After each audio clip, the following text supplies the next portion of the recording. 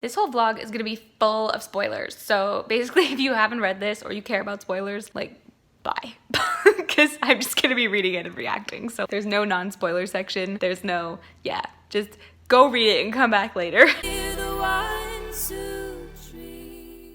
So I just got off work and I'm heading to the bookshop now. It's about a 20-minute bus ride away and I'm super excited. I've been waiting all day for this, but you know, girls gotta get paid, so here we go.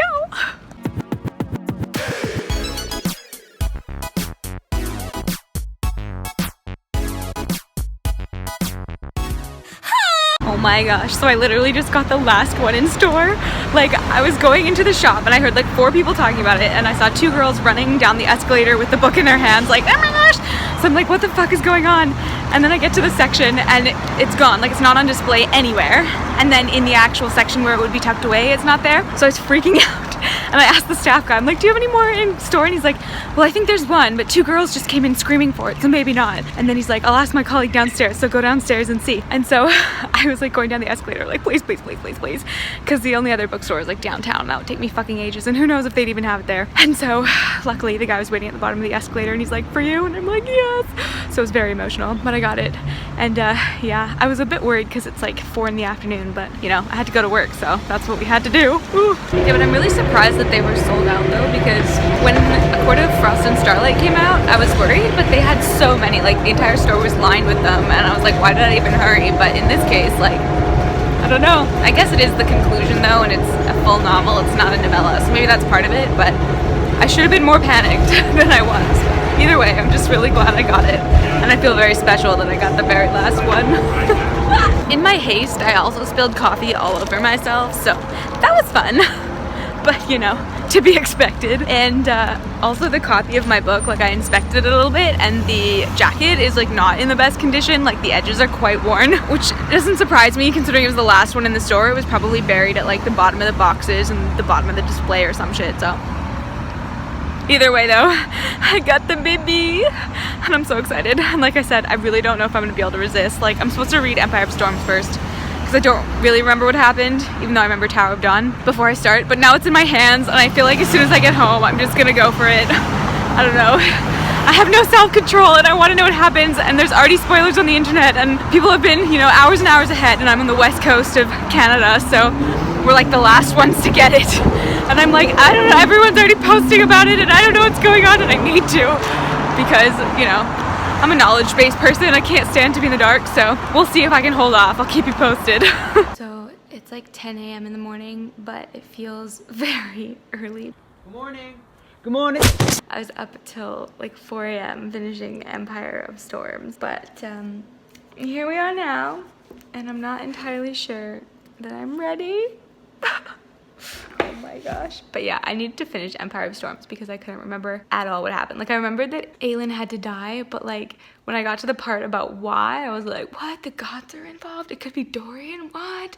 Like, couldn't remember any of that, so it was good. Now I feel prepared and also like already emotional, and it hasn't even started. Hello darkness, my old friend. First of all, yes, I do have Yoda on my shirt. Welcome to my reading vlog of Kingdom of Ash by Sarah J. Maas, the most massivest book in the YA existence, although Cassandra Clare might give it a run for its money. But yeah, I feel like it's been most of my like teenage, semi-new adult life that has led me here. Also, well, you can't see now, but like this book, when you put it with the rest of the collection, stands out because all the others, even though their front covers are different, like the sides are all blackish tone, but this is like gold, so it's like, oh, Aelin, so beautiful. And also the artwork in here, Manon, my queen.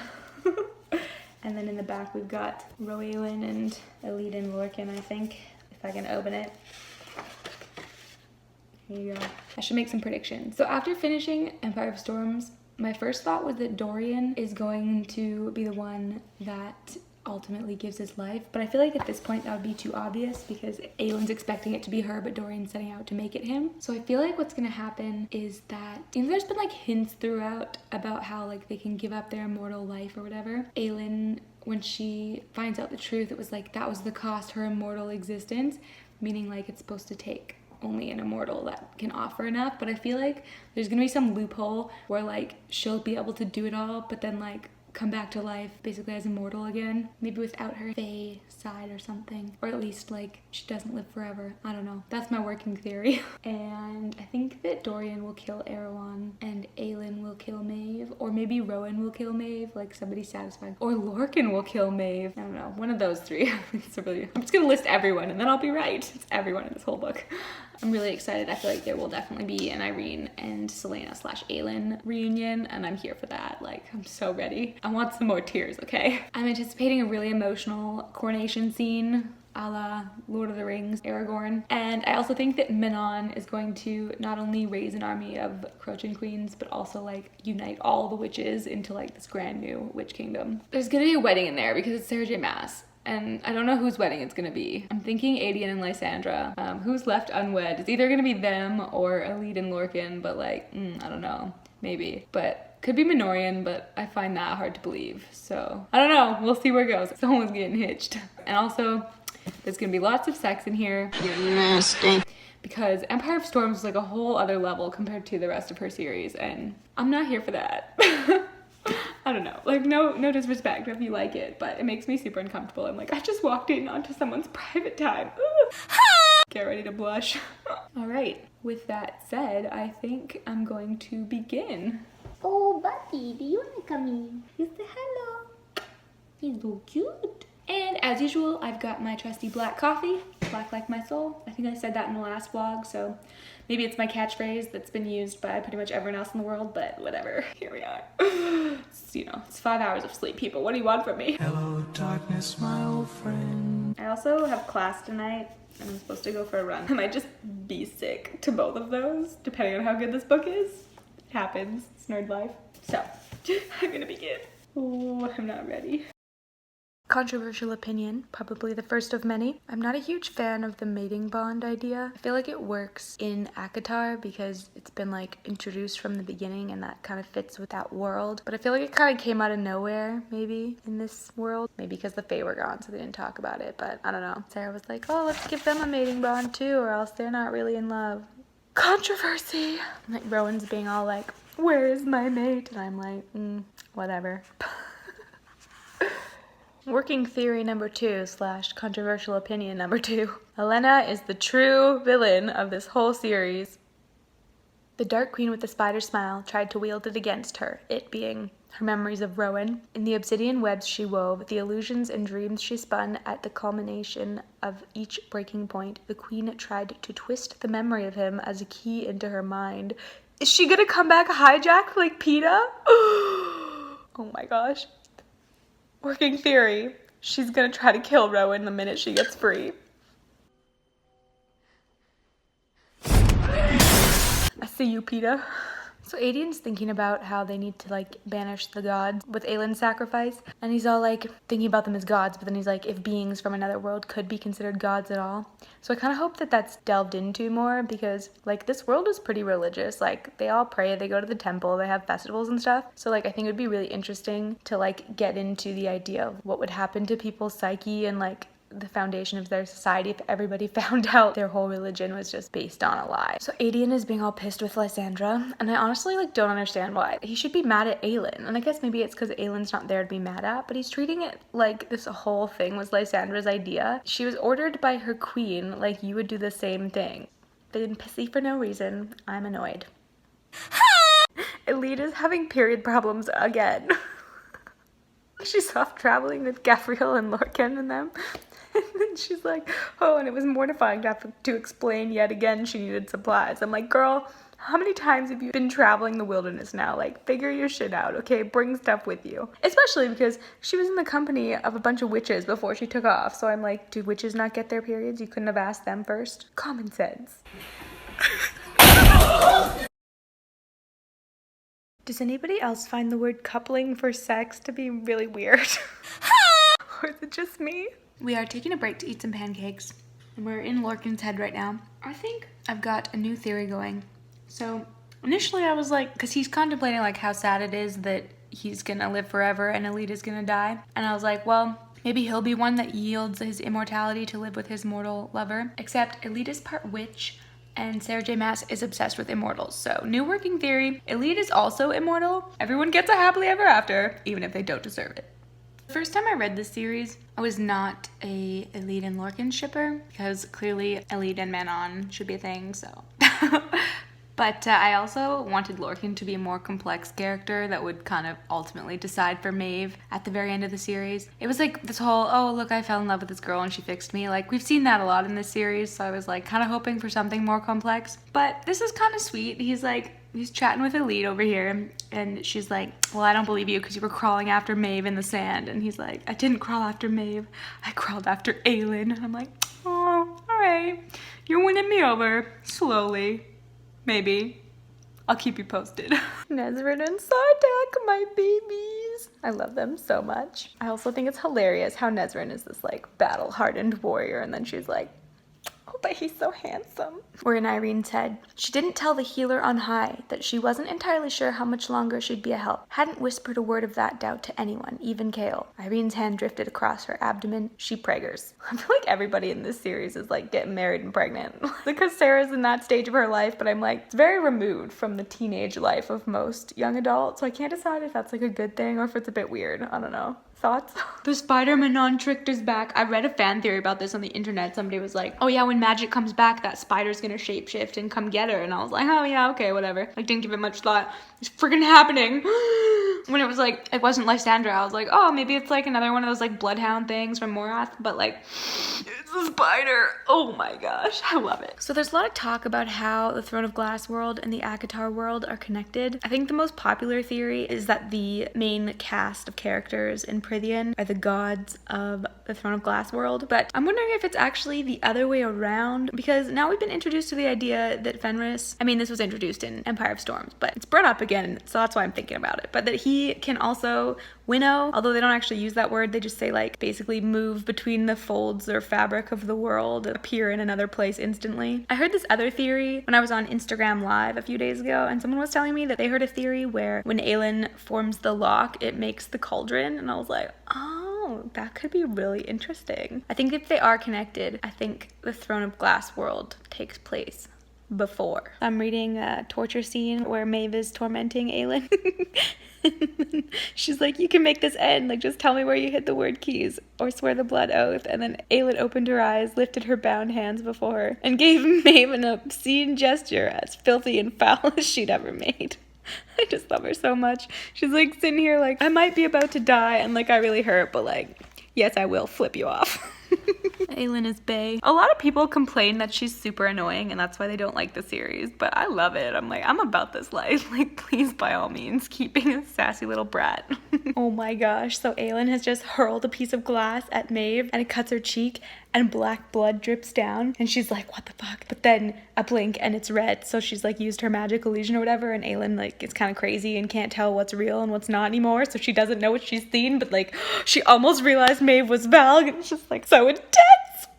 Also, Fenris has really grown on me. Like, he didn't really have much of a personality in some of the earlier books, other than like being pretty and like kind of flirtatious. Now that him and Aelin are here being tortured together, like it's kind of sweet. I mean, not that they're being tortured, but like, I don't know, that they're like holding on to each other as the only source of goodness in their dark time. Character snuck up on me. Might be a keeper. Nox is back. I'm so happy. I love how Sarah does that. Nothing happens for no reason. Like, anybody that's ever been in the story has some part to play. It's all so connected. And so like they're talking about this like brash messenger and I'm like, yeah, whatever, I don't care. And then they're like, what's your name? And he's like, Nox Owen. And I'm like, what? Just past page 100, so we're a 10th of the way there. I would just like to make a small comment that will reveal my utter nerdiness, but like, we're over here learning about like armies of 5,000 strong and 10,000 strong, and like, I know it's fantasy and I know that these are the creatures bred in Morath. What is the population of this universe? Because, so my undergrad is in medieval history, so I know a little bit about, just a little bit. A giant army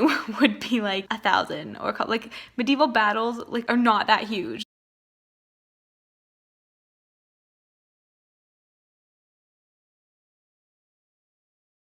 Like, they might say they're huge in like the legends told about it because it sounds more epic, but in reality, like, especially in like the earlier medieval times, like a warband would be like maximum 100 people. So like, they're over here being like, yeah, and we just killed 5,000 in a day of fighting. I'm like, I don't Like, this ain't World War II. Like, how many people exist here, okay? And like, you're fighting with swords, so.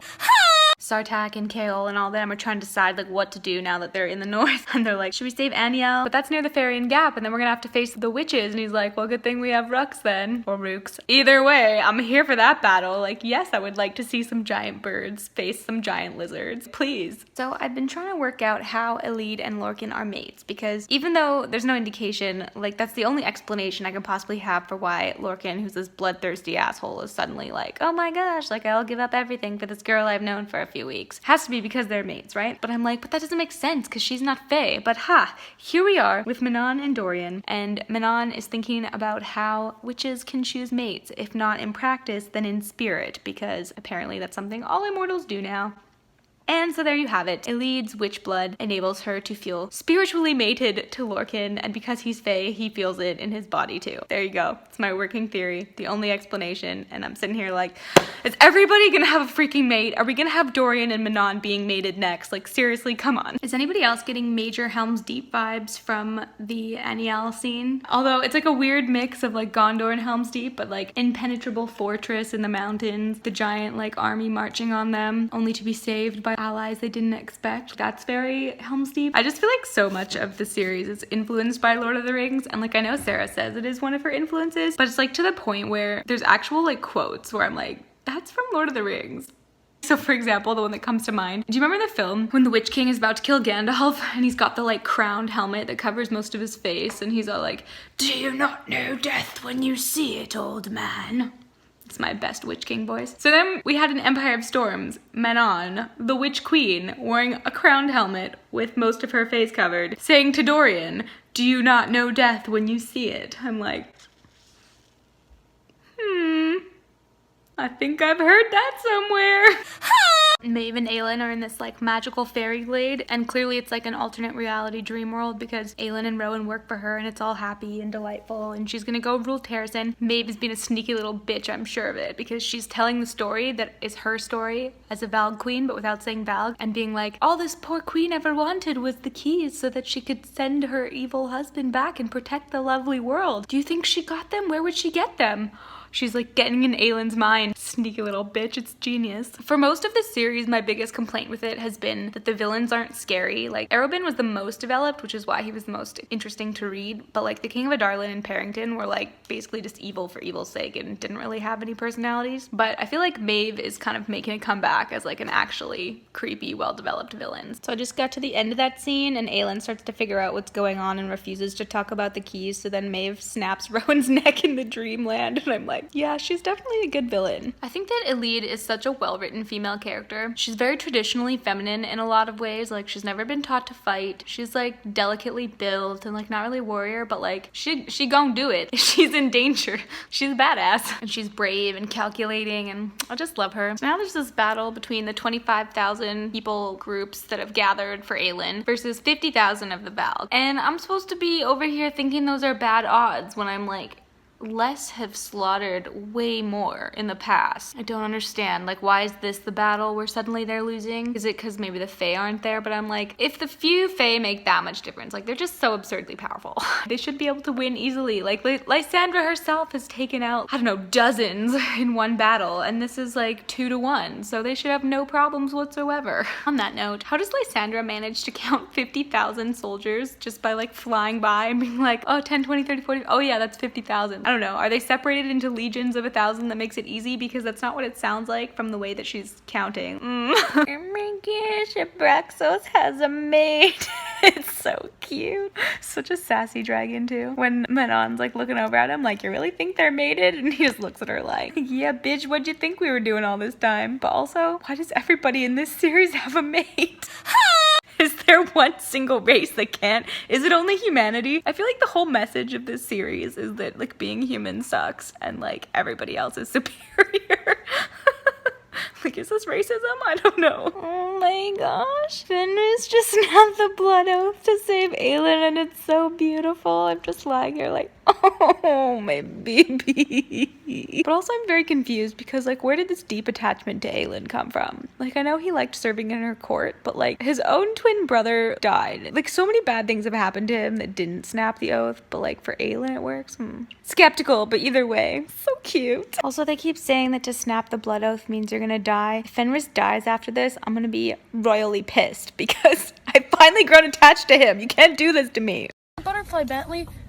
No! No! No! Bentley! Aelin is making her grand escape, unaware that Rowan and Lorcan are there to save her. And she just took out like 10 soldiers, and I'm like, I don't know, man. She's been tortured and abused for months. Karen just like threw her into a bookshelf, and she's all bloody, and her spine was just about smashed. Not to mention the psychological torment. I know she's a badass, but like this level of badassery might be bordering on the unrealistic. We all knew they had a bloodthirsty side, but Rowan just tortured Karen the same way he's been torturing Aelin, and I'm like, I don't know if I feel okay with this. Even if that person's so evil, the idea of taking pleasure from their pain makes me a little uncomfortable. This is a story of good versus evil, and it's kind of black and white because it's like demons versus like the children of the gods, but at the same time I'm like, who are the real villains here? Because the heroes are almost as bad, and also the gods are just shitty little beings that are using humanity for their own ends. So I'm like, maybe Erewhon should win. Here's another thing. So Rowan returns from his torture sesh covered in blood, and I'm like, bitch, if you were that good at knowing how to torment people, you'd know how to keep it clean. What happened to the sophistication? You'd know how to hurt someone without getting covered in their blood. Like, come on, where's the consistency here? I'm glad to see that Aelin is very affected by her torture. You know, she's like not quite there, is a little bit wary of her friends, and like is burning like cray-cray. But I was sort of hoping for a hijacked PETA moment where she tried to murder them all as soon as the shackles were off, but alas, I don't think I'm getting that. Fenris lived by swearing the oath to Aelin. It's so beautiful. Their friendship is just one of the most delightful things about these later books. It just came out of nowhere, but like it's so cute. Aelin's been freed and she's like a psychological mess, as she should be, being tormented for like 2 months or whatever. Like she doesn't even want Rowan's touch, which is like, it makes sense. But like the fact that he asked, I was like, that's my baby. He's like, can I hold you? And she's like, oh no. Speaking of Lord of the Rings references, they're getting out of the caves after rescuing Aelin, and there's these like little magical glowworms that look like stars, and Aelin's having this revelation of like, there's still beauty no darkness can touch, and I'm like, all right, Samwise Gamgee, I see you. There's light, beauty up there that no shadow can touch. Now we're back at Anielle for the battle, and it totally is Helm's Deep. There's like an enormous army bred to wipe out everyone in between, and they're banging on the bone drums all night.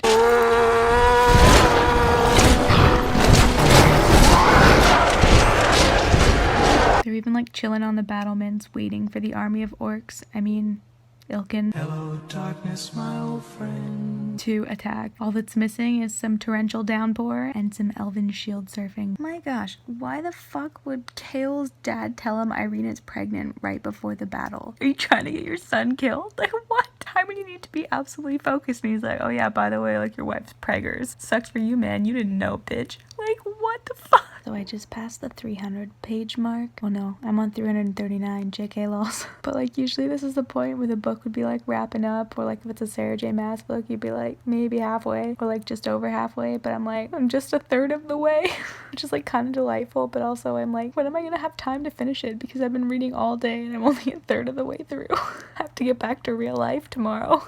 Manon just announced she's gonna go meet Petra and try to get their force, and I'm like, I just knew it ever since like Era Fire when they had their like bonding moment, and I was like, I started shipping them then too, but that's not gonna happen. So I'm just gonna be thrilled with the fact that they're gonna have an alliance, because I've been waiting for this, and I was like, where the fuck is Petra? Because she was introduced as an important character and like more feeling than the rest of them, and then she just kind of disappeared. So I'm like, this bitch gotta make a comeback, and here it is. I'm getting weird vampire vibes from all this blood drinking while they're having sex. You're nasty. Okay, we are back for day 2. I just woke up, so pajama time again. I think I left off at about page 360 or something like that. I have to double check again. I'm gonna get back to it. I only have a couple hours because I gotta work, and then I'm going to a concert tonight, so I don't have a lot of time to read, but I'm gonna try to get a couple hundred pages in there. Anyhow, here we go. Also, even just holding this book in my hand made me inspired to write a song. And so this morning I came up with like a bridge to it, so you can just have a little work in progress sneak peek during this vlog. People have been asking me, do videos of your process? And I'm like, I don't really have a process. The things just come into my head. So I'll just play you what I have so far. But yeah, this is an Aelin theme inspired by the whole series, but also this book. The Case of Mourning Boys, so it might not be the greatest, but you know, here we are. Lock me up, throw away the key. Beat me down and watch me bleed. My veins are still burning a single spark, but I was never afraid of the dark. Oh, I light it up, baby, I'm a fire starter. Push me, I'll push back harder. Never was afraid of getting burned. Air of ash, the queen of flames. You'll know my fury, know my name, 'cause this is my rebirth, it's my return. Fire starter, fire starter, fire starter, fire starter. Just casually messed up the guitar chords. I burn your castles down, it helps me sleep. The ashes turn to dust beneath my feet. A creature made of sun trapped under stars. But I was never afraid of the dark. I light it up, baby, I'm a fire starter. Push me, I'll push back harder. Never was afraid of getting burned. Oh, air of ash, the queen of flames. You'll know my fury, know my name, 'cause this is my rebirth, it's my return. Fire starter, fire starter, fire starter, fire starter, fire starter. Welcome to morning voice, people, when you've done no warm-ups and haven't talked to anybody yet because it's early. I'm gonna go read now. So we're back at Anielle. They're bringing in the siege towers and they're being dragged by not trolls, by wyverns.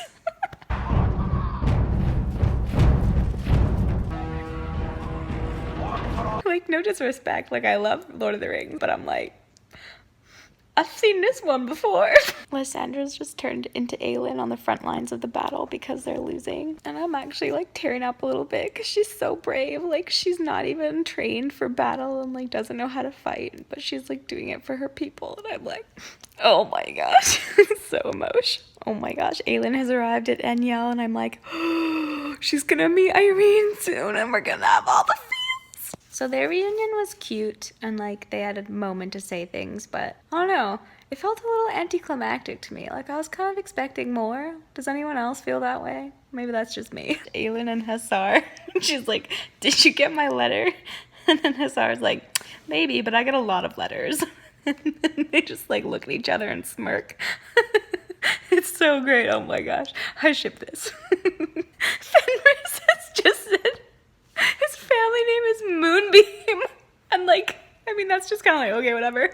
But all I can think about is the meme of the wolf Moon Moon, because he's a wolf and his name is Moonbeam. Fenris is Moon Moon.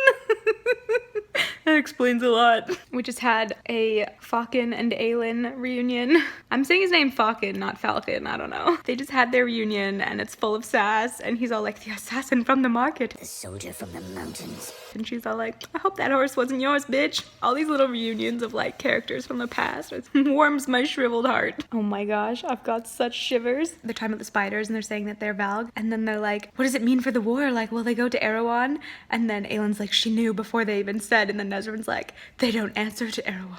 They answer to their queen, to Maeve. Oh my gosh, so much good. So Aelin is thinking about how Maeve is Valg and how Maeve told her the true story about herself, about her like husband and whatever. And she's thinking about like, why would this happen? And I'm like, I don't know, bitch, tell me. I need to know. And they're like, oh, is it just to make us feel sympathy? And I'm like, I really hope there's like a really deep conniving reason that Maeve like planted the story beforehand, because I'm like, oh please, I need something so detailed. Maeve is so conniving and it would just be so great. I'd be so excited. Tell me. They keep talking about how Aelin has not used her fire magic, but the ruby on her sword keeps glowing. So I'm like, I feel like she's secretly, because you know how she loves her secret plans, she's secretly like channeling all of her fire magic into the ruby. Because like, I don't know, they haven't said that's a possibility in this world, but I feel like it would be, because it is in most fantasy stories. Like you can store power in like special jewels. She has a giant bottomless well of her power. I feel like she could get even more if she like stores it up. So I feel like she's secretly trapping it all in this ruby, and then when they go to like face the army at Param, she's gonna just unleash it and like turn the entire thing to ashes, and everyone's gonna like fall to their knees and be like, the queen has returned, the queen. I would absolutely love to have like a spin-off story about Rhiannon, Manon's sister. Her story is so depressing. Like they're talking about how she believed that like the witches could be united into a single kingdom with Crochans and Iron Teeth and like all of them together. She believed that if she could just find her sister, like they could make it happen. And then like she found her sister and her sister murdered her. Like it's so dark. I want that story. Please write it. This is a message to Sarah. Please write me this book. So Adian decides to forgive Lysandra because she turned into Aelin and saved them all. Well, or at least rallied the army. And I'm so pleased that she's like, not good enough, buddy. Like, he was such an ass to her. Like, I'm so done with this shit. And then I was like, oh, I bet you as soon as he apologizes, she's gonna be like, oh, I love you. But no, this is why Lysandra kicks ass and she's my queen, because he's all like, oh, I'm so sorry. And she's like, yeah, bitch, I nearly died and now you realize you were an ass? Fuck you. I love it. I fucking hate Darrow so much. Like, okay, at the beginning of Empire of Storms, I was sympathetic because he's got a point. Like, these lords have been fighting Adarlan for a decade and Aelin has been off, like, gallivanting. So, like, I totally saw his perspective. But now he's just stripped Adian of his rank because he lost the battle at Paranth, which fair enough, because Adian didn't listen to him. But I'm also like, bitch, like, what have you been doing this whole time? Like, chilling in Orient, and these people are the only ones standing against Morath, so, like, fuck you. Kale puts his hand on Irene's stomach, and he's like, I know. She's like, no, what? And then he just looks at her, and she's like, oh. And then he's like, so it's true. And she's like, do you want it to be true? And then he says, yes. And then she's like, yeah, okay, it's true then. And I'm like, if he said no, like, what were you planning to say? Do you want it to be true? Not really, bitch, I don't want a kid. Oh, don't worry, it's not true then. You're like 6 months pregnant, like what? Shit, you guys, so just found out that if Maeve is banished or dies, Aelin inherits Dorian and the Fae Kingdom. I'm like, where did this come from? It's epic, but I'm also like, this is getting ridiculous. Like, is Aelin just the queen of the entire planet now? Like, I'm also lying on a couch, hanging over the edge, because my book is on the floor. So that's why this angle is really weird. Dorian has just shapeshifted into a woman for the first time, and he like pats between his legs to check out the changes. As in, like, where did his penis go? That's just so blatantly unnecessary. Like, why is that in there? It makes Dorian seem like such a creep. I blame parents, except he hasn't got 'em. Oh, I just can't. And now, less than a paragraph later, he's contemplating masturbating in his female body so he can see what it feels like. I'm just like, why? Why? Like, it's so epic and there's so much good stuff, and then this happens and I'm like, I don't need to know that. Hello, darkness, my old friend. And now Manon has appeared and told him to change back because she wants to have sex with him, and I'm like, I definitely thought she was gonna do it with him in that form because she's gay. I'll hold to that till I'm dead. I don't buy Minorian, I'm sorry. So now they gonna do it, and she's flirting with him in female form, and I'm like, see. Hello, darkness, my old friend. Oh my gosh, so Manon just cut off the head of the Yellow Legs matron who was wearing the Crochan crown, like, to mock them, and her head rolls, and then Manon picks up the crown and puts it on her own head, and the sacred flame leaps, and she's like the Crochan queen reborn, and I'm like, oh my gosh. Yes! I've been waiting for this. I love Manon so fucking much. I'm so excited. Like, oh, yes. I hail thee, Manon Crochan, queen of witches. I feel crazy. And they do their little salute, and I'm like, I'm here, man. Stand me up. I'll volunteer as tribute. Queen of witches, Crochan and Blackbeak, declared as one voice, as one people. So I'm feeling pretty proud of myself because did I not predict this at the beginning of the book that she was going to unite all the witches and they were going to have one huge kingdom. So, I mean, she doesn't have her land back yet, but it's going to happen. Just you wait. So I'm just starting day 3. I'm on page 513, so about halfway through. We got a dog over here. A little piggy belly. Yes, you got a little piggy belly. Yeah, I didn't get that much reading done yesterday, but I had to do some work, and then I went to a concert, which was super fun. I don't know if you guys have heard of Simmel. He's like a singer-songwriter. It's like chill piano music. I don't know. So good. I'll put some clips in here since this is a Kingdom of Ash vlog. What you didn't know is it's also a Simmel concert vlog. Enjoy or skip if you don't like music.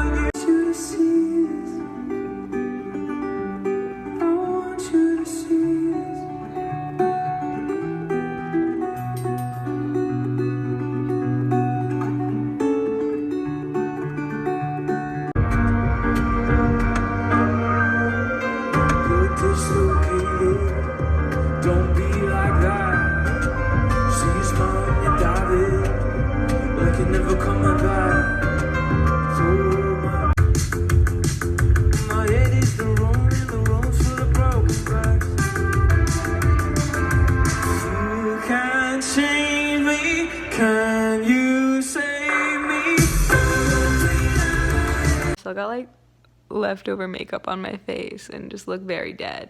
But here we are. It's the morning. I'm gonna try to get a couple hundred pages done again before I go to my grandma's house, which I do every Friday. And yeah, we'll see how that goes. I'm excited, but also very sleepy, if you can't tell. So I'm at the part where Aelin is making a mad dash for Lorcan to save him before the dam breaks. And, you know, to be honest, they're like kind of growing on me a little. Like when Aelin was like, how did you fall in love with the monster? Because I want to understand how I did too. And she's all like, fuck you, get out. I like it. Like, no, like their relationship, it's kind of messed up. But like, I like Aelin a lot. So I'm like, I do want her to be happy, even if it is with Lorcan. But that's not what I came here to say. What I came here to say is she's galloped off into the killing fields to rescue Lorcan. And he is really freaking injured, like dying of blood loss, barely able to stand. His backbones are sticking out. And she helps him get on this horse. And then she climbs in front of him on the horse. And like, I get that it's supposed to be romantic. She's saying like he was a solid mass at her back and blah blah blah, and like, oh, isn't that great, he's so large and comforting. But I'm like, he's dying of blood loss and can barely function, so like she should be behind him in the saddle. And like, I know she's tiny, so like there's not that much she could do, but if she went behind him and put her arms around him and then like clutched the reins in front of him, like, yeah, she's small, that's gonna do a little bit of a better job of caging him in. Because as is, they're galloping on this horse like a mad dash for the keep before the dam breaks. He is dying. One jump or one like swerve by this horse and he's gonna go. Bye-bye. Bye-bye, Lorcan. And Aelin's just gonna be off on the front of the horse. So like, who came up with this plan? This is not romantic. It's stupidity. See, and now he's trying to make some romantic gesture to save her, and he's all like, I love you, but I'm too heavy and you're not gonna make it with me. So he like tries to let go of her waist to tumble off the horse, right? And I'm like, Aelin, you could have solved this problem if you'd manned up, so to speak, womaned up, if you'd womaned up and sat behind him on the damn horse. And now she's apparently solved the problem by digging her nails into his arm and holding him on with a grip of iron so that if he falls, she's gonna fall too. And I'm like, bitch, if you're that strong, you could have sat behind him. So, I'm sorry, I'm still hung up on this part because Aelin doesn't want to let Lorcan go. So she urges the horse to go faster, which the horse does. And I'm like, okay, like horses are pretty magnificent. That could happen. But then the whole urgent romantic mood is just killed by the fact that then Sarah says, they passed the fleeing cavalry, and then the dam broke. So I'm supposed to be rooting for these two. Meanwhile, all I'm thinking about is the fact that the entire force of cavalry is about to be drowned. Like, I can't ship Lorcan and Aelin and root for their escape when I'm aware that thousands of people are drowning purely because they had slower horses. So now the dam is broken and Aelin and Lorcan are still out there. Surprise, surprise. But I suspect that Aelin is gonna burn all the water because as soon as they said it was a dam and it was water, Aelin has been like, every time someone looks at her, they say as if the queen had disappeared far into herself. So I suspect she's gonna like come out and just like turn the entire thing to steam and save everybody. Hey, what did I say?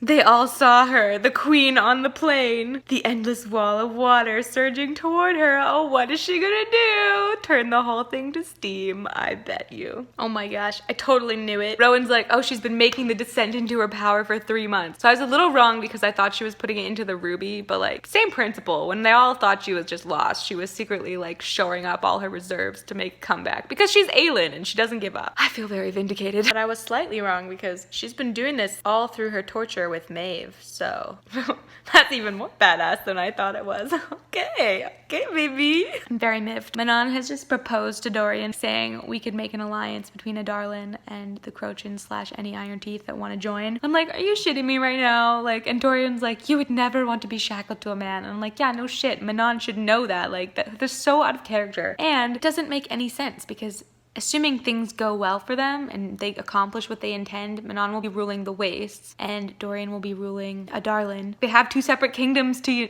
rule. Like, even if they join together, like, there's 2 different seats of power, so they're gonna, I don't know. And I doubt the witches would accept an Adarlan king. I don't know. I'm not buying it. It's supposed to be romantic / political, but it just seems weird to me. Anybody else? Now we're in Dorian's head and he's thinking about how he wants to say yes so that she can stay by his side all his days. And I'm like, bitch, she's got her own kingdom to rule. Like, why would she just stay by your side? Maybe you'd have to stay by her side. Hello, darkness, my old friend. If you ship Minorian, comment below and tell me why, because I just don't get them at all. Why? Just why? Hello, darkness, my old friend. I get that Manon is on this like journey to humanization. Like, the whole point of the story is she's being humanized and like learning that she's not necessarily a psychotic killer. But like, why does that have to come with her submitting to a man? I don't know. Hello, darkness, my old friend. Like, she calls it a sacrifice, that like submitting to Dorian and becoming his queen and like, you know, caging herself as a sacrifice. So the point is like she's learning the meaning of sacrifice. But like, Aelin is willing to give up her life, and that's the comparison Manon makes. But like, giving up your life, I feel like, is really different. Giving up your identity. I feel like who Manon was in the beginning is completely gone. She's being humanized, so there should be some things that are changing, but I feel like she's had like a personality override and I just don't buy it. She might learn to like love and care about things, but she's still a bloodthirsty witch with iron nails and a warrior spirit, and she's so gay, so Dorian can get the fuck out. Honestly, here's my controversial opinion. I feel like Lorcan is just so extra and doesn't need to be there. So this story would be vastly improved if Lorcan didn't exist and Manon's humanization journey was inspired by Aelin, and then Dorian either like didn't have a pairing or was paired with somebody else. Can be paired with Aelin. You guys know I ship that, but that's not the point. The point is, I just don't understand Minorian, and I don't really understand Aelin and Lorcan either. And I feel like from the beginning, Manon,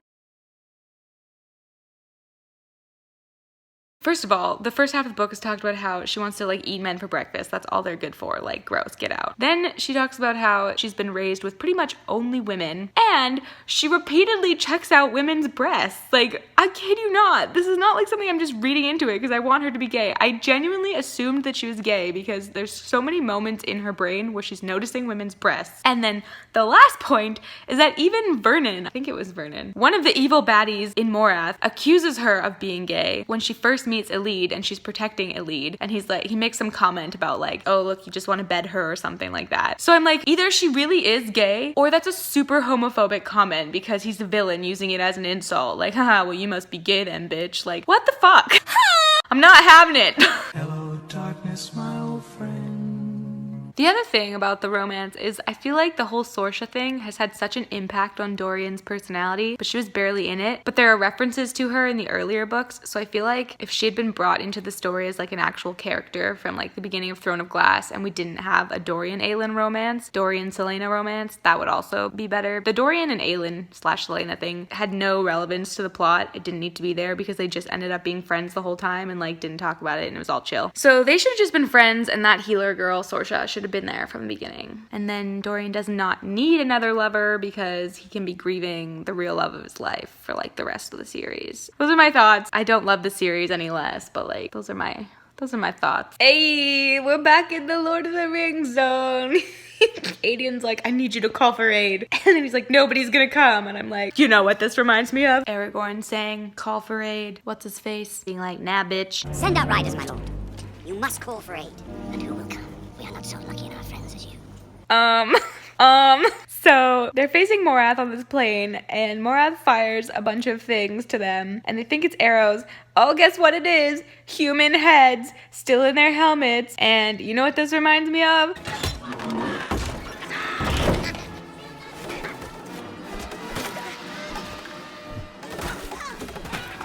I'm not mad about it, but I feel like somebody should make a list of like all the Lord of the Rings references in this, because I feel like there's a lot. Oh hey, guess who saved them? Rolf's fleet of mythical beings who have only just come back because he's their rightful king, sailing on ships to save them from the battle on the plains. Sounds like something else. I summon you to fulfill your oath. None but the King of Gondor may command me.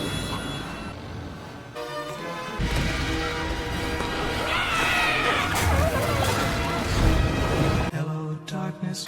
Although in this case, they're not ghosts, so I suppose it's not quite a reference. I take it back. You know how they're described? Near ghosts. So they're not actually ghosts, but they kind of are. Hello, darkness, my old friend. Lorcan and Alina having their little like heart-to-heart post-battle, like, I love you, I love you. Lorcan's like, the blanket fell and pooled at his waist, and he knew it was low or whatever, but he decided to leave it. And then Alina obviously looks there, and he's like, I noticed her gaze dipping lower, and I left the blanket there. And don't underestimate the importance of body language. Manon is thinking about how Dorian left as a goodbye, refusing to accept her proposal because he knew her better than she knew herself. Stop! So a little messenger bursts into the room, I think they're in a camp. Oh no, they're in a tent. Burst through the flaps, just like Aragorn burst through the doors. Terracin calls for aid!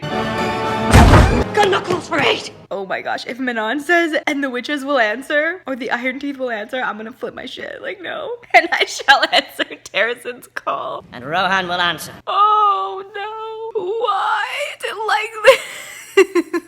I'm really glad it's called Kingdom of Ash, because if she called it The Return of the Queen, like, this is bordering absurd at this point. There's a part in Lord of the Rings, and I wish I could remember who exactly says it, but they're talking about how the old alliances will be reforged anew, and elves and men who had once fought side by side will fight side by side yet again, because this great evil has come. We got Glynis and Manon. Long ago, Rhiannon Crochin rode at King Brandon's side into battle. So has her likeness been reborn. So shall the old alliances be reforged anew. Hello, darkness. So Terracin sent messengers for aid, but the witches call for it with a flame, so there's kind of a beacon in there, not gonna lie. Hearth to hearth the flame of war went, over the snow-blasted mountains, amongst the trees of tangled forest, hiding from the enemies that prowled the skies, through the long bitterly cold nights where the wind howled as it tried to wipe out any trace of that flame. Do you know what this reminds me of?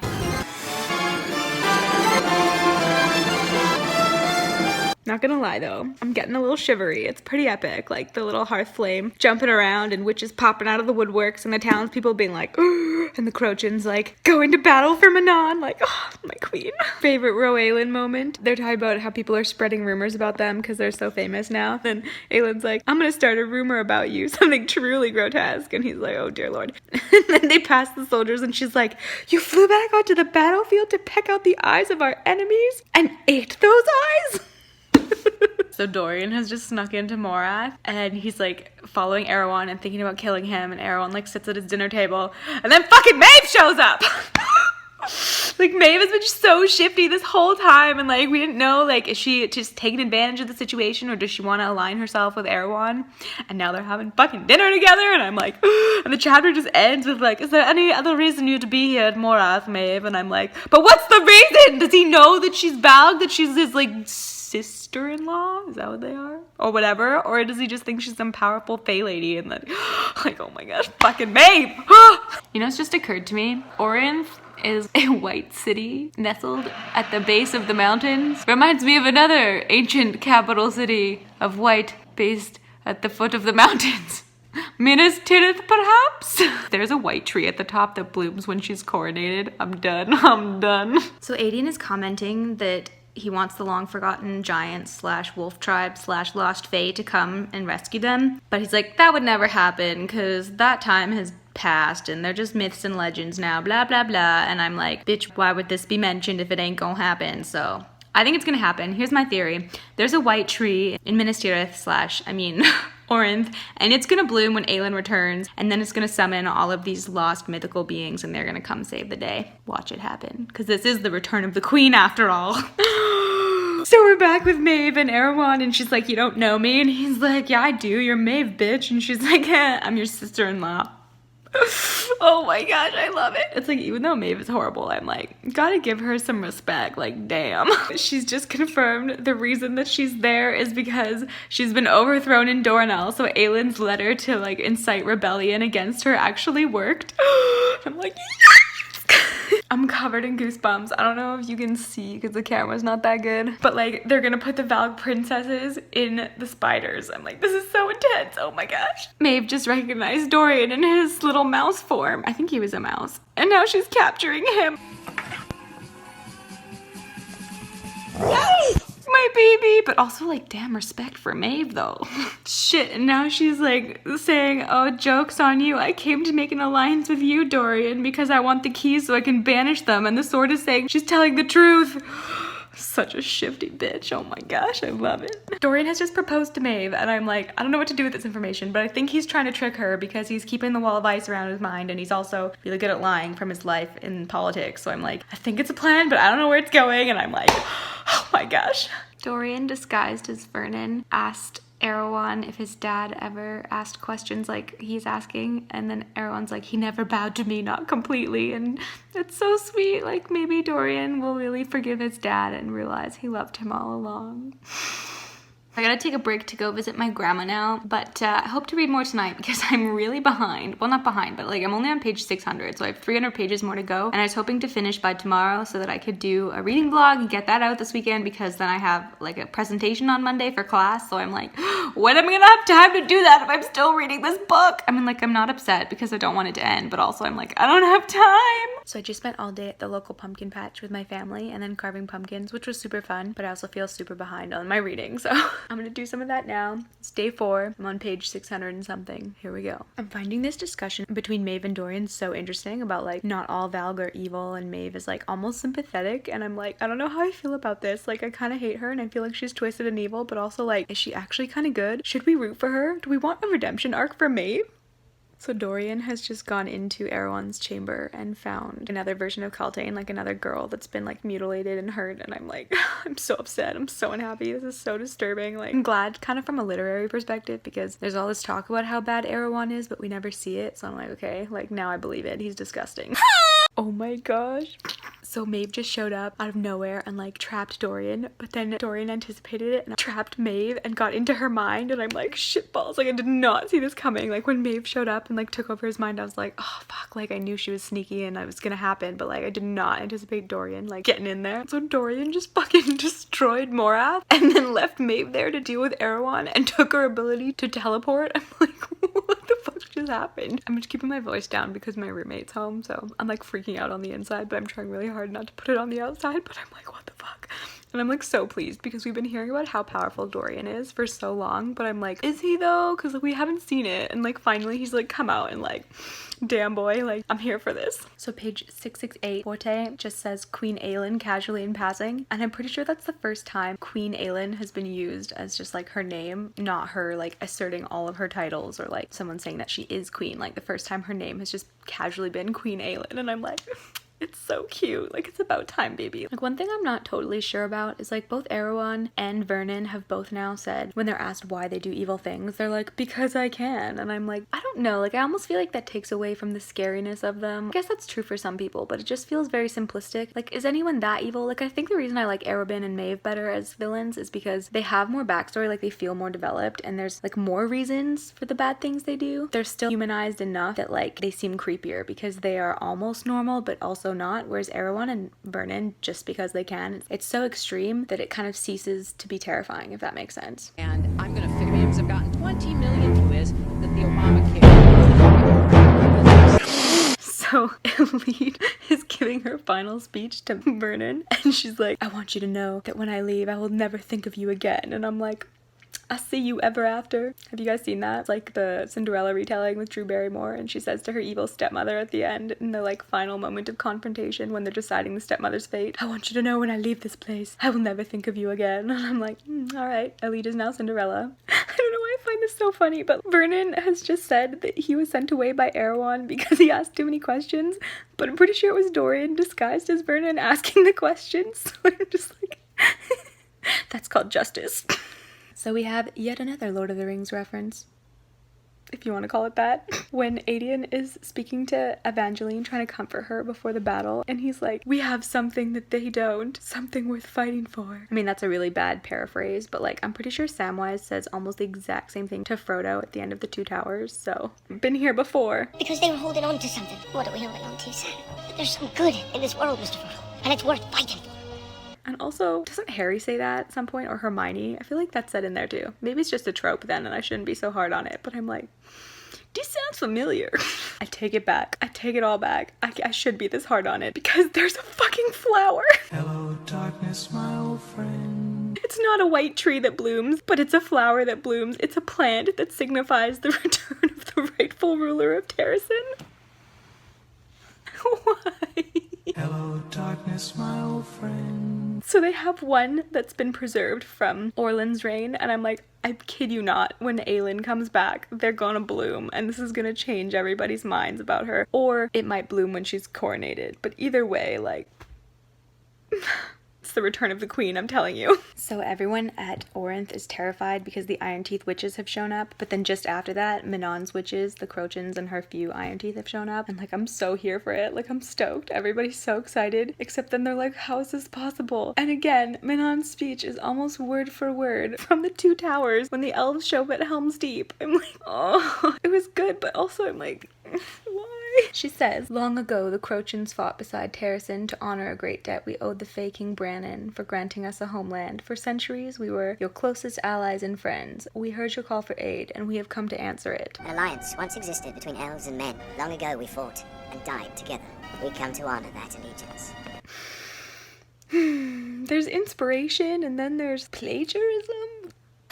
Let me know your thoughts, guys. Like, maybe this is all in my head and I'm just reading into stuff that's not really there, but like, do you see all these references too? Or is it just me? So page 706, the witches are about to start their battle, and all of them are reflecting on like what they're fighting for, and like Minon's thinking about a better world, and Esterin's thinking about her lost child and her lover and stuff. And then Glenys says, and so we've come to it after 500 years, the final stand of the Crochans. I'm like, I'm actually like tearing up a little bit. Like, it's gone now because I pulled out my phone and like it was only a tiny glisten, but like, my heart. Maybe Fae tattoos heal differently, but I'm like, it seems really stupid to be getting a fresh tattoo like a couple of days before you're gonna go fight in a war, especially one that spans your entire back, because that shit hurts. Unless they like heal instantly, but they're using salt, so I don't know. I'm suspicious. Lorcan is rubbing ointment into Elid's ankle, and it's supposed to be all romantic, and she's thinking about how like those hands have slaughtered their way across kingdoms, yet he holds her foot as if it's something holy. I'm like, oh, isn't that sweet? And I'm like, I'm still stuck on the fact that he murdered hundreds of thousands of people and you don't care.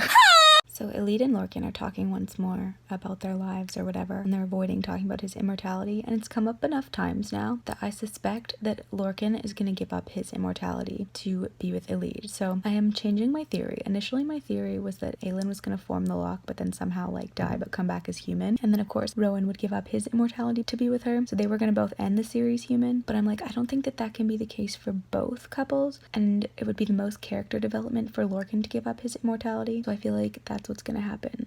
He will, and he will live with Elid as human, but Rowan and Aelin will somehow both end up immortal and alive at the end. Lorcan and Elid are about to do it, and she's like, I don't know what I'm doing, and he's like, it'll be enough, and she's like, enough for what? And he's like, enough to please me, and then I'm sitting here reading going, so here we are yet again.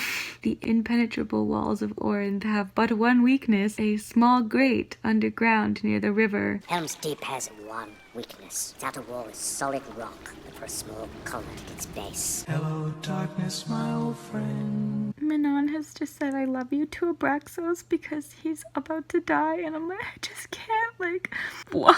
Of all the things to kill, why would you do this to me? He might still live, like it's not too late, but like, oh my gosh, like I just can't. And like, I'm so glad though that Manon's first like moment of like I love you is with the dragon, like yes, thank you. And they've just been saved by Petra and hundreds of Iron Teeth who have now turned to their side courtesy of the blue blood heir.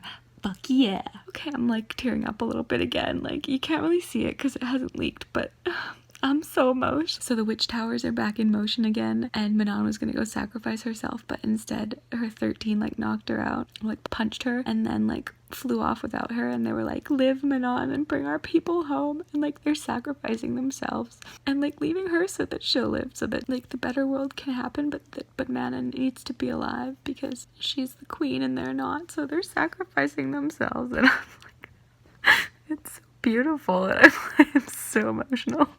Oh, it hurts. Oh my gosh.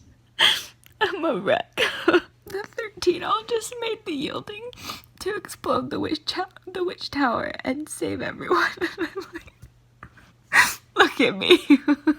Oh my gosh, I just can't, like, I'm so upset right now, but like it's so beautiful. And of course Manon lives because they sacrifice themselves for her and everyone else, and it's just like their journey from being like ruthless killers to like believing in a better world and having hope. And I'm just like, look at me, look at me. Oh my gosh, I hate this, but I love it. It's all inner turmoil. And now they're at the site where they all exploded, and they're bringing flowers, and it's kind of a funeral. And then Glynis says the words of the curse, and so I think that's the moment they just broke the curse. Like, I just can't. Oh, like they sacrificed themselves, and now flowers are blooming over the fields of blood. And meanwhile, my logical brain is going, what happened to the rest of Morath's army? Because I'm pretty sure there were more than just those around the witch towers. So like, how do they have time for this? But also like, I'm crying because they just sacrificed their lives and the curse broke.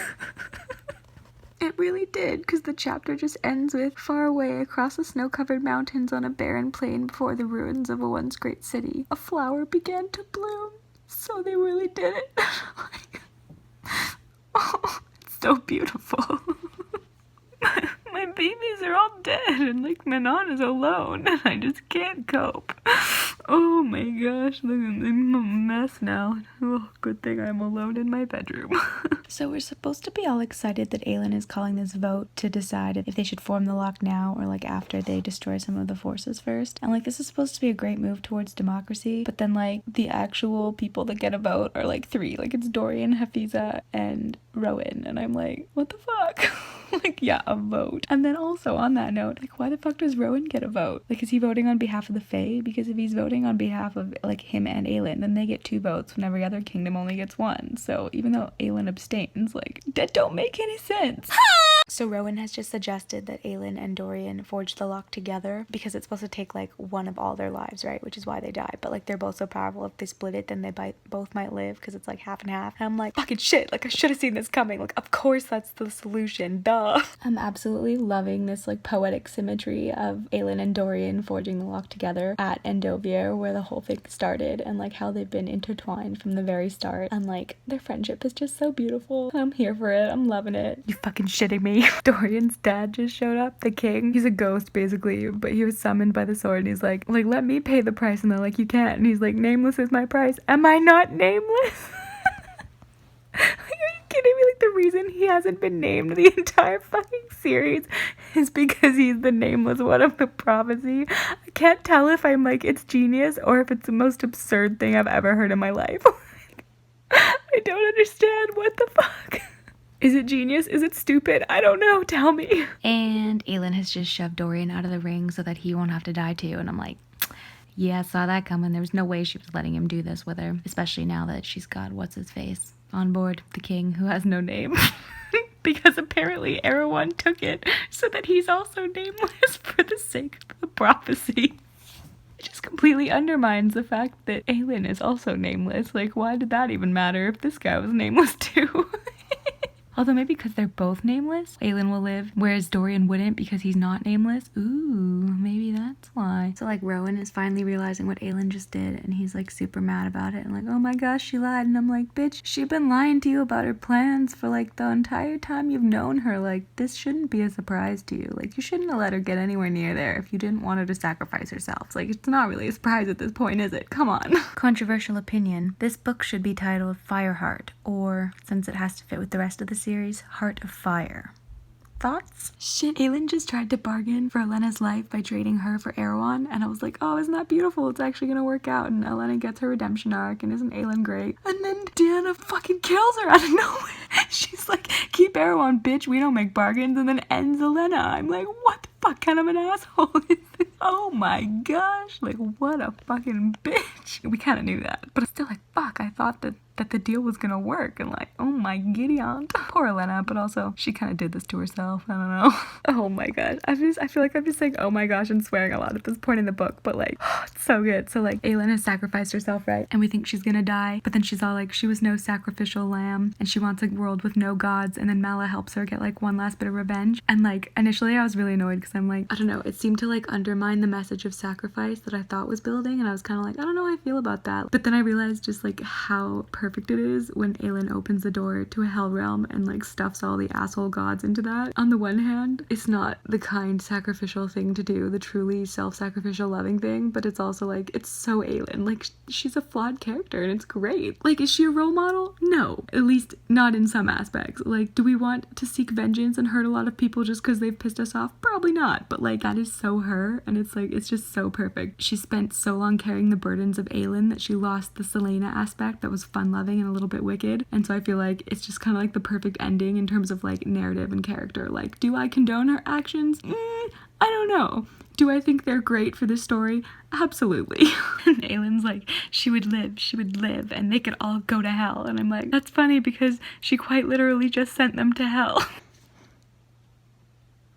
I just found the connection between ACOTAR and Throne of Glass. Aelin is falling through the worlds right after closing the word gate, and she passed through a world of snow-capped mountains under shining stars, passed over one of those mountains where a winged male stood beside a heavily pregnant female gazing at those very stars. Faye, but it was not her world. And then the winged male goes on to like notice her falling, like slows her down and creates a shield around her and helps her get home. I'll bet you that's Rhys, and somehow that's gonna come up in the next series. It's got to, because Faye was pregnant, and that was how they ended ACOFAS with them wanting a child. So I'm like, this is like future them helping Aelin get home. I bet you anything. And I'm like, oh, I knew it. I knew they were connected, and it was gonna come into this somehow. It had to.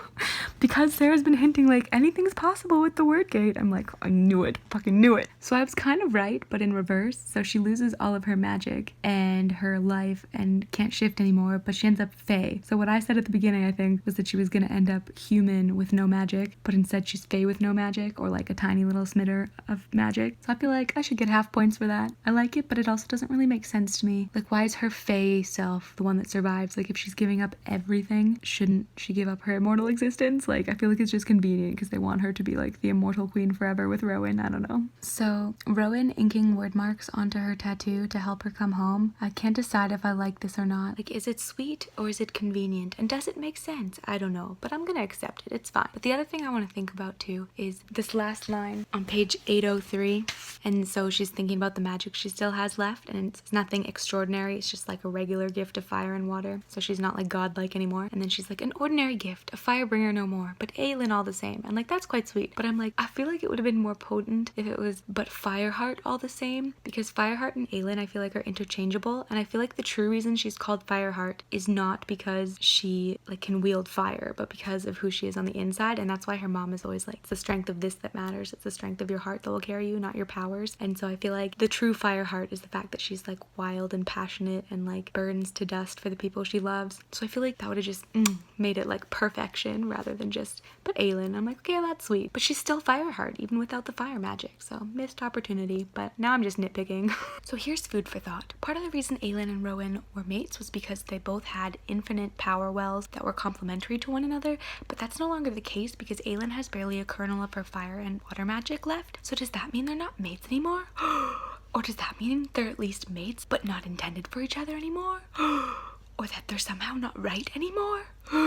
So the Lord of the North has just shown up to help them get through the storm, and I'm like, it's so great. Like, it's so great. Like, this has been the whole series of, like, the stag being the symbol of the North and, like, kind of flickering in and out and being like, hey, Aelin, like, I see you, bitch. And, like, now he's here to save the day because she's finally given enough and he's remembered her, and it's just like, oh, it's so beautiful. Oh my gosh, so it's not the stag that's speaking to her, it's a fucking dryad. The fucking dryad.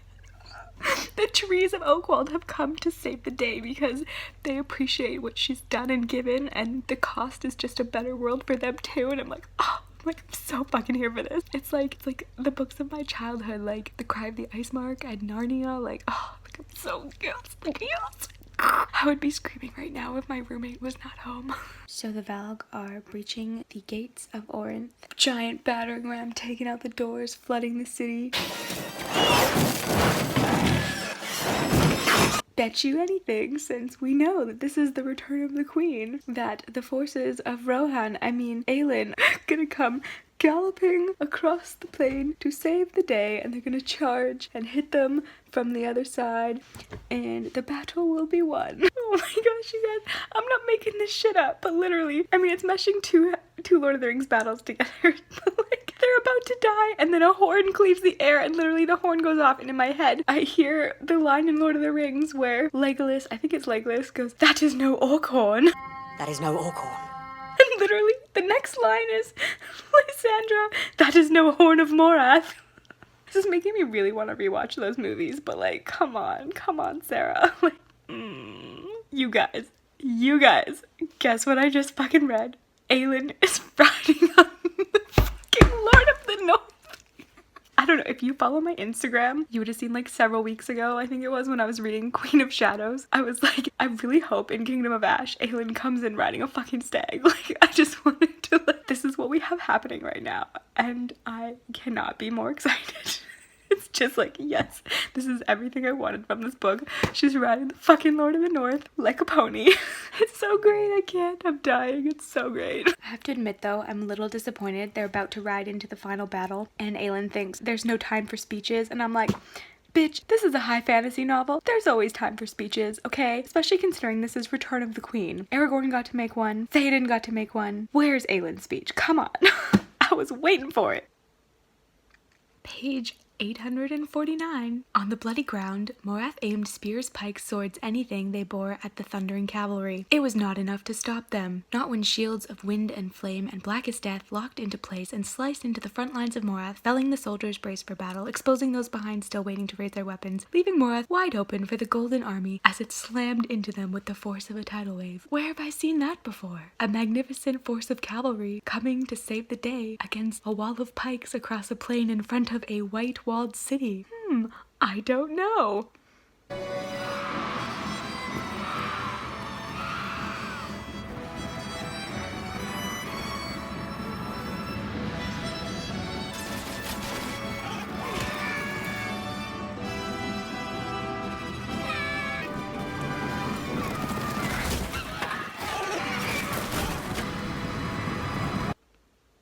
Gabriel just died. You know, it's kind of disturbing me to think about. Gabriel just died, right? Adrian's all like, oh, my father. And Rowan's all like, oh, my brother. And it's like, oh, isn't that sweet? Like, Rowan is in some ways like a father figure to Adrian too, because, you know, he's about the same age as Gabriel and they're like bros. And then I'm like, wait, but Rowan's also in love with Aelin, who's younger than Adrian. So that's fucking weird. The age gap has just felt very apparent to me in this moment. So Maeve and Erewhon have just showed up at the gates of Orinth. Well, they're like walking towards it. And the last we saw of Maeve was Dorian leaving her in Morath. So I'm kind of like, I've got two theories. Either Erewhon has like taken over her mind and enslaved her like he always wanted and she's just a pawn now. Or Maeve has made some sort of tricksy deal with him because she's badass like that. And she's gonna turn on him at the last second. And Maeve will be the one to kill him after all. So Aelin is having her final confrontation with Maeve and Erewhon. They're like, there are no gods left to help you. And she's like, I am a god, bitch. She didn't say bitch, but she's like, I am a god. And I'm like, too far, Aelin, too far. Like, I'm all for her sassiness and epicness, but I'm like, are you though? Aelin's final duel with Maeve. She thinks about the spirit that would not be broken. And then she's like, hers was not a story of darkness. And I'm just like, That's like one of my favorite lines from this entire series, and I'm like, I just can't, like it hurts, but it's so beautiful. But I will say, missed opportunity, because then she breaks free of Maeve's illusion, and Maeve is like, how did you do that? And she's like, because I'm not afraid. And she's like, the reason that you are trapped by Erewhon is because of your fear. This would have been the prime opportunity for her to say, my name is Aelin Eschriver Galathinius, and I am not afraid, because the entire series has been her saying, I will not be afraid, so she should have changed it, and I am not, and that would have been like, oh, perfection. So again, missed opportunity, but still a great moment. Irene just killed Erewhon with Dorian and Lysandra's help and Elite's help. Great plan, but also like I'm very pleased it was Irene in the end. We assumed when we found out her power in Tower of Dawn it would be her, but I was also like, that seems so obvious, so I thought it would be like Maeve, Trixie backstabbing him or something, but I'm very satisfied with this. It was a beautiful moment of like hope and light, and it's just very feel good, so I'm like all warm and fuzzy now, and like I'm okay with this. So you remember way back in the day / however many hours ago it was, when Adian was like, if only the wolf tribe and the lost fae would come back to help us, but that will never happen. Guess what fucking happened? Like, it's fun, but I'm also like, how many more like surprise savings can we have? Like, they're almost starting to feel meaningless to me, because I'm like, somebody's gonna pop out of the woodwork and save the day. Like, at this point, like, whatever, you know? Like, I thought Aelin and her Bloodsworn were gonna like hold hands and then like jab Maeve together with combined power, but like instead she opens a portal to God knows where, and surprise, the wolf tribe and the lost fae pop out of the earth, and I'm like, okay. So remember when I mentioned when she came out of the like word gate situation, and I wanted it to be like she was still Fireheart without her magic? So we did get there eventually, page 923. Fireheart, her mother had called her, not for her power. The name had never once been about her power. So I'm feeling a little satisfied now. It's okay. I think it's so cute and beautiful that Irene is the name they're chanting, so Aelin and Co finally kill Maeve, and then at the same moment, even though we already knew what happened, Irene kills Erewhon and the army collapses, and then Aelin starts a chant of Irene, Irene, Irene, and I'm like, it's so cute. Like, oh, girl power. I love the friendship. Oh my gosh, guys, I'm actually like dying. It's so good. Oh, and Darrow is blocking the way, and Aelin's like, fuck, are you kidding me? Like, after everything, you're gonna throw me out and not let me be queen or even like be here? And then Evangeline like tugs his sleeve, and he's like, okay, like, welcome home, queen. And then Aelin's like thinking about all those months ago when she's like, win me back my kingdom, Evangeline, and we were all like, oh yeah, whatever, like, cute, say it to the little girl so that she's okay. But she actually did it, and I'm like, oh, it's so great. It's so great. Oh my goodness. Okay, I thought I was like really okay with Gabriel's death, like not that upset about it, but then when Aelin offered him the blood oath in death, I was like, oh, my heart. As much as I'm not a huge Elite and Lorcan fan, it was so cute though when he was like, ask me to stay, ask me to come to Paranth, ask me to marry you, and I'll think about it. That was pretty cute. And then like the next page, when she's like, you have to take my name, and he's like, Lorcan Lockin, and I'm cackling because the entire time since they had been sort of a thing, I had thought that in my head, and I was like, that's the most absurd name I've ever heard. And then Elite's like, yeah, that sounds pretty stupid. Beach. He just offered to give up his immortality. Who called it? This one. Somebody give me a gold star. I need it. And I'm crying again. I just read the bit where Manon realizes the curse is broken and she really can go home. She takes the flower and lays it over the grave of the 13, or like the place where they exploded, so that Asterin will know that she made it. She's going home. Oh my gosh, I can't. So as a good 20th century woman, like, I'm all for democracy, but I feel like Aelin instituting some kind of democracy kind of undermines the whole like high medieval divine right to rule thing that this series had going on, so I don't know how I feel about it. Like, what's the point in her being this chosen queen that like everyone's waiting for, and like the woods bow to, and the fairies are waiting for, and like all this shit, if democracy is the better option and they shouldn't have a rightful queen at all anyways. Aelin is being coronated. I feel nice, but also apparently there's a song of Terrasen, and I'm like, oh, I need to make this. Adian just swore the blood oath in front of everyone at the coronation, because remember in the earlier books he was like, I'm not gonna do it now, I'm not gonna do it till we're in front of the whole world and you're queen. So like she's getting crowned and she just goes up to him and like spontaneously is like, yo bitch, now's the time. So cute. I don't know about you guys, but that coronation scene was just I'm so full of feels. Okay, best moment in this entire book. Well, maybe not, but close. When And Manon and Dorian in front of Kale and Irene are like, I guess like maybe I could travel to see you and like I could maybe visit, but like to train the wyverns, like, you know, like just for that, and like, you know, I have to rebuild and I've got my kingdom and you've got yours, but like I guess I could, it's not a far journey, maybe we could see each other. And then Irene just comes in and she's like, you could just get married and stop pretending. It's so great. I love Irene. Hero of Aurelia. Okay, I almost made it to the end, but I've gotten a little teary again. I know, you can't quite see. It's not full tears like at the 13's yielding, but when Irene's like, we're a long way from Inish, and then Aelin's like, but lost no longer, I'm like, oh my gosh. Hit me right in the feels.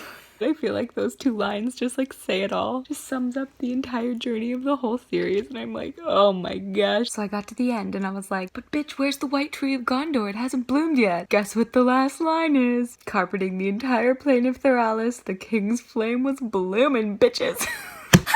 Final thoughts. I would like to do like a full breakdown, but I feel like this vlog is endlessly long already, and also it's like 1:30 a.m. and I have to get up at 5:30, so good life decisions right here. But yeah, some final thoughts. I loved it. Such a good ending to the series. I love the fantasy scope of it. I mean, it's always been fantasy, but I feel like this book, it really came into its own as high fantasy. The scope of the battles, the billion different perspectives, the details of the world, the kind of warfare that was being fought, the political aspects. So I feel like this is definitely one of the best in the series.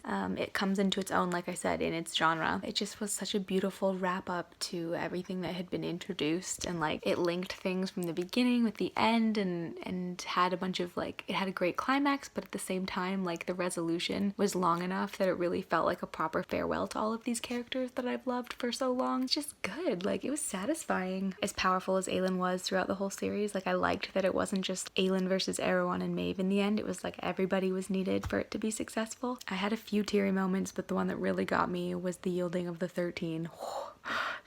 That's cut me deep. Like, that's gonna stay with me for a long time. I did make a lot of jokes and comparisons to Lord of the Rings, and I do want to say that is in good fun. Like, most of the fantasy world has been influenced by Tolkien, so at this point they're more tropes rather than direct references, but I will say there were a few points where I was like, I don't know, that seems like it's going beyond influence, but it didn't really affect my reading pleasure because I love that, so I still enjoyed it. I love where this world ended up. Like, there's so much growth from beginning to the end of the series. The light and the life that is so vibrantly present in the pages at the end was just so heartwarming and like, yeah, so satisfying, and especially compared to how dark and sad a lot of the rest of the series was. And not in the sense that like it's sad to read, but like the characters go through so much pain and sorrow, but like there's still so much joy that's palpable at the end, and that just made it so satisfying and like really tied it into that like traditional high fantasy genre that is very Tolkien-esque and Narnian, where once evil is defeated, like there is this beautiful celebration. You celebrate in spite of pain, and like that doesn't mean you're ignoring the loss, but like the joy is that much greater, and I feel like that's missing from a lot of series, and so I really enjoyed that about this, and it just made the ending so perfect. And my final concluding thought is that I want a spin-off series because Aelin is now immortal and Fae and the Fairy Queen of the West, so I want a series 600 or 700 years from now taking place in a completely different part of this world, featuring a human, but Aelin will feature as a character as like the wise Fairy Queen of the West that's been like ruling for centuries, and she's kind of this mysterious figure shrouded in myth and legend about this like ancient battle that happened like 700 years ago against the Demon King Erewhon and Maeve or whatever. So she'll feature as like a side character or like a wise character that somehow has to be a part of it, but like she's not the protagonist. She's just like living her best life ruling the West. Doubtful, but if Sarah ever watches this video,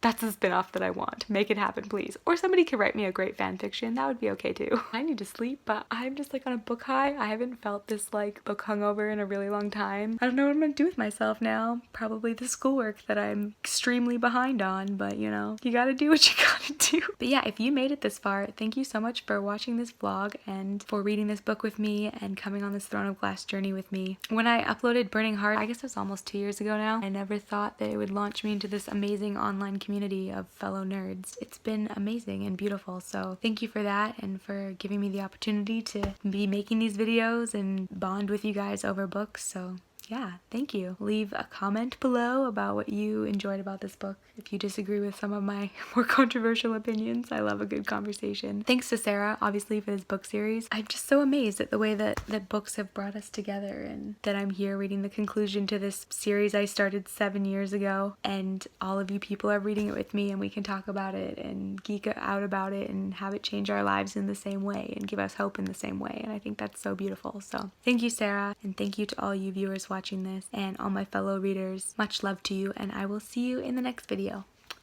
Bye.